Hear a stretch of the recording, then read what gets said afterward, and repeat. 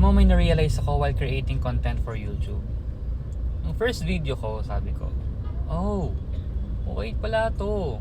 You don't have to follow any rules. Just do what you do. Basta as long as wala ka sinasabing something na pwede kang mabash na malala. Ganon. And then on my second video, gusto ko lang naman i-share din yung short trip ko dun sa La Union. And then, pinakita ko kasi doon yung art of weaving, yung Inabel na tinatawag sa Ilocano. So pinakita ko doon yung art of weaving. And then yun, nag-gather ako ng information, ng facts. Tapos medyo ano pala siya, no? Kapag something educational, you have to be sensitive about your information. You have to know how to discern which is right and which is wrong. Kapag maraming nakapanood ng video mo, tapos mali yung sinabi mo, it's spreading misinformation and nakakahiya yun. So you have to get your facts straight.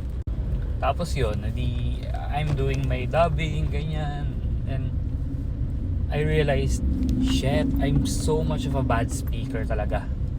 Grabe. Parang years behind na ako sa ibang tao, nasa mga ka-same age ko, na ang gagaling nila magsalita. Not that I'm comparing, pero kasi through the years, diba, dapat nagkaroon ako ng improvement. Kaso kasi hindi ko sinubject yung sarili ko sa mga bagay na pwede akong mag-improve.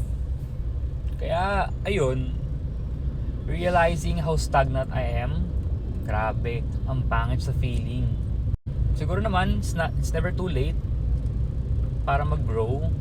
Kaya, eto, I'm trying to create content.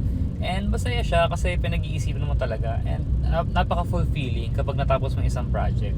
Tapos sabi nga ng friend ko, nung pinanood niya yung second vlog ko, sabi niya, wow, parang knowledge channel na to ganyan. Sabi ko naman, kasi minsan nakakapagod maging bading, kaya Gretchen Ho muna ang peg ko. Visit. Yun lang naman. I hope guys, i-support nyo naman ako. I have plans on my YouTube na mayroong docu-series, merong travel series, then merong lifestyle or yung everyday life, ganon. Kaya sana dumami naman ang supporters para naman masaya ang life. Yun lang. Good morning.